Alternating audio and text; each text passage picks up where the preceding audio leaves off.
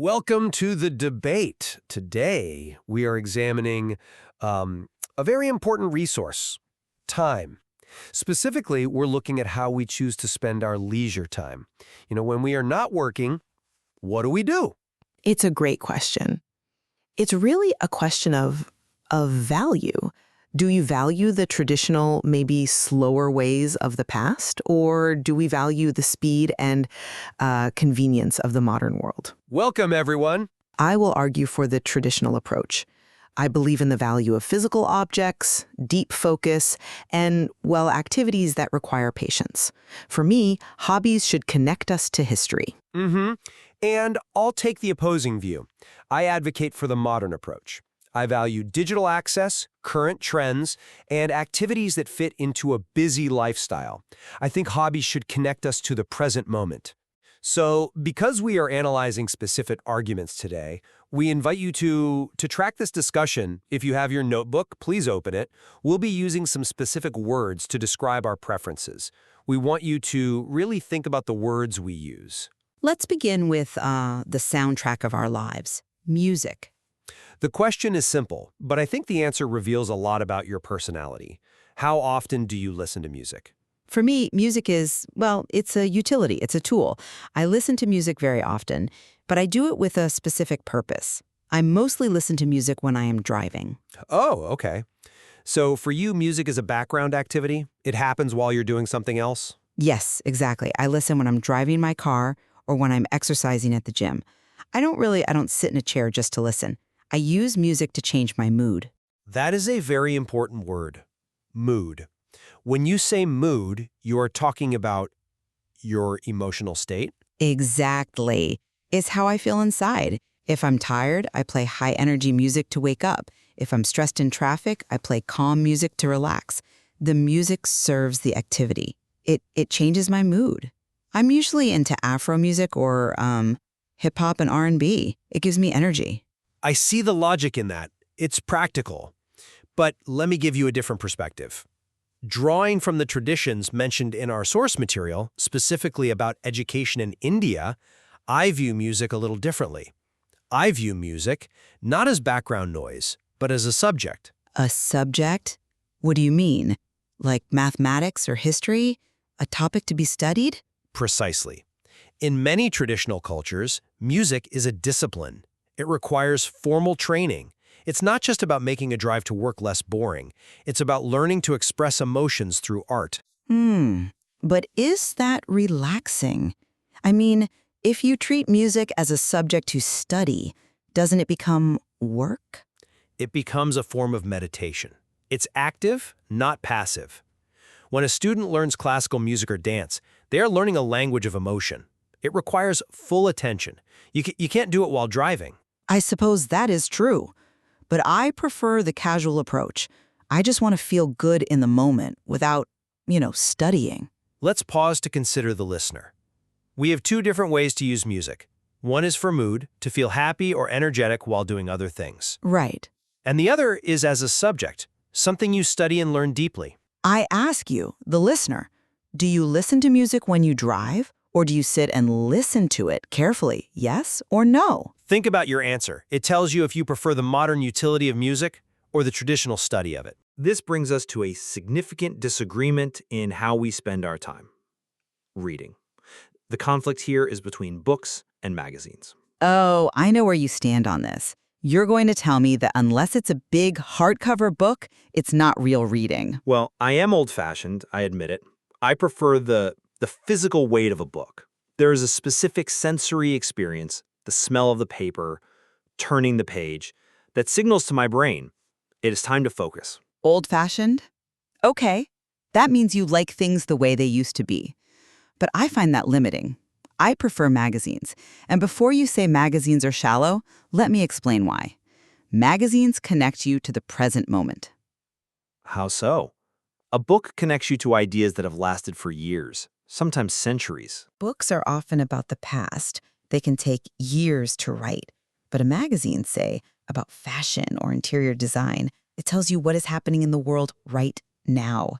It shows you current creativity. But is it deep? I mean, you are looking at pictures of beautiful rooms, but are you engaging with big ideas? Absolutely. You learn the vocabulary of design, you learn the names of fabrics, the names of new colors, you learn what's trending globally. It's a visual education. Magazines give you information about the world as it is today.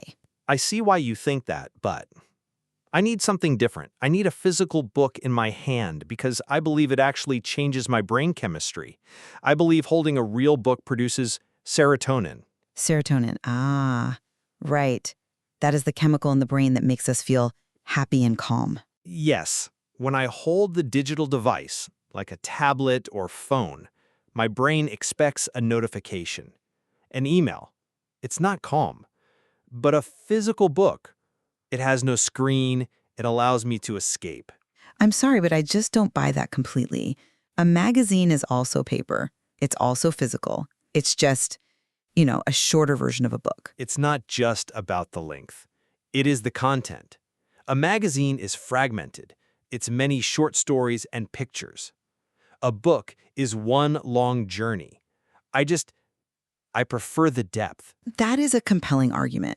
But consider this. Digital reading allows you to carry 1,000 books in your pocket. It is so convenient. For me, convenience is the enemy of quality. Digital is very different. It's too fast. Okay, let's look at our vocabulary here. We have 3 big differences. First, old-fashioned. This describes my preference. It means traditional. Second, physical. This means something you can touch, like paper. And third, digital. This means something on a screen, like a phone or computer. Okay, listener, I want you to practice this. Repeat after me. I prefer books. Or, if you agree with my friend here, I prefer magazines. Excellent. Now let's move to the world of entertainment. Movies, actors, and the theater. This is a fun topic, but again, I think we approach it differently. Who is your favorite actor? I'll tell you mine, but you go first. My favorite actor is Benedict Cumberbatch. Of course. He is a very serious, very intellectual actor. He is. I watched his TV show called Sherlock. I am a crazy Sherlock fan. Okay, for our listeners, Sherlock is a show about a detective, a mystery. Exactly. I love mystery books and detective stories. A mystery is a puzzle. You have to think to solve it. When Benedict Cumberbatch plays Sherlock Holmes, I feel like I'm watching the character from the books. I don't see an actor acting. I see the character, thinking. He is very talented, but that sounds like a lot of work for the audience. It is intellectual work. He was also in a movie called Doctor Strange. He plays a superhero, but even then, he's an intelligent superhero. I come at it from a different way. My favorite actress is Angelina Jolie. Oh, she's very famous. Why do you choose her? Well, I like her movies because they are exciting. She usually stars in action films. Action films, right. Fast movies with fighting, running, and excitement. Yes, she looks fierce, she looks powerful, she has a divine feminine energy. When you look at her, you see a woman who feels powerful about herself. But I also admire her for her humanitarian work. Humanitarian work? That is a difficult phrase for beginners. Can you explain that? Sure. It means charity. It means helping people. Throughout her life, she has been very present with charity work. She makes sure kids are fed in unfortunate countries. I really, really like that about her. She uses her fame to do good. That is noble. So you prefer the action star who helps the real world, and I prefer the mystery star who solves puzzles. But tell me, advocate, where do you watch these movies? Do you still go to the cinema? This is my great worry. I fear the cinema, the place where we go to watch movies together, is dying. I believe we must protect the theater. But is it worth protecting? I mean, if people prefer to watch at home digitally, isn't that just progress? No, watching at home is isolating. You are alone. Going to the cinema or the theater is a community experience. I think it's 50-50. Half of the people want to go out, half want to stay home. It's not as exciting to go out as it used to be, and it's expensive. Well, that leads to a big debate. Should the theater be a public service? A public service? You mean the government should pay for it? Like they pay for roads or schools or parks? Yes, If we leave it only as a business, where you must sell tickets to survive, then only the big action movies will survive. The small intellectual plays will die. So you think it should be free or very cheap? I think it should be supported. Art is necessary for society. It employs people. Actors need jobs. If they cannot make it in the movies, they can use theater as their job. But if it's only a business, it's just too hard. I think it depends. If the government pays, it's a public service. If you charge money for a ticket, it's a business. I prefer it to be a business. If the movie is good, I will pay. If it's bad, I will not. That is the modern market view. I believe in supporting culture. Okay, let's review the words we used here. Mystery, a story where you find a secret or solve a puzzle. Action, a story with excitement and movement. Cinema, the place you go to watch movies. And public service, something the government provides for everyone. Now, let us go outside. Our final topic is outdoor activities. Finally, some fresh air. I love being outdoors. I cannot stay home. Really? You can't stay inside? Even to read your physical books? I can read outside, but generally I'm not a home-based person. I have to keep moving all the time. Even if I'm not doing anything specific, I just have to stay outdoors. That sounds exhausting to me. I like relaxing indoors. I usually spend my time planning an activity. I like going out with friends, I like playing football, or swimming, or going to the beach. This is something I really, really enjoy. I need to move my body. I understand that. In the material we looked at for India, they mentioned specific games that are very popular outdoors. Yes. Which one stood out to you? Well, cricket. Everybody loves cricket.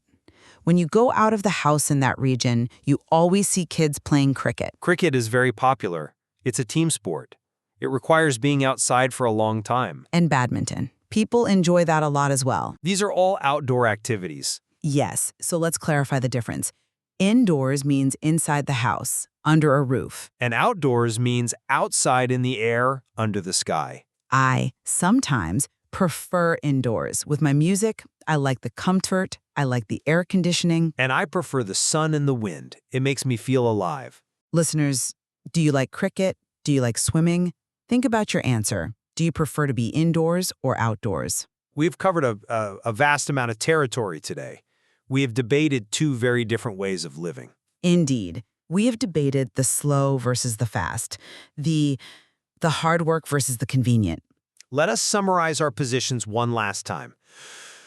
I argued for physical books. I argued for the theater as a place we visit. And I argued for being active outdoors. And I argued for magazines because they are current. I argued for watching movies at home because it is easy. And I argued for listening to music just to change my mood. Both ways are valid. It really depends on your personality. We learned some useful phrases today. Let's recap them so you can use them in your own conversations. The first phrase is, I prefer.